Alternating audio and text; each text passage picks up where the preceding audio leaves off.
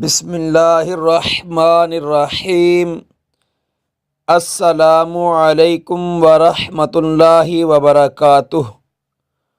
معزز سامعین، جو کوئی ربیع الاول کی تیسری شب کو نماز عشاء کے بعد 4 رکعت نماز نفل اس طرح ادا کرے کہ ہر رکعت میں سورہ فاتحہ کے بعد 1 مرتبہ آیت الکرسی اور 3 مرتبہ سورہ طٰہٰ اور سورہ یاسین پڑھے، پھر سلام پھیرنے کے بعد ان نوافل کا ثواب حضور نبی اکرم صلی اللہ علیہ وسلم کی خدمت اقدس میں تحفہ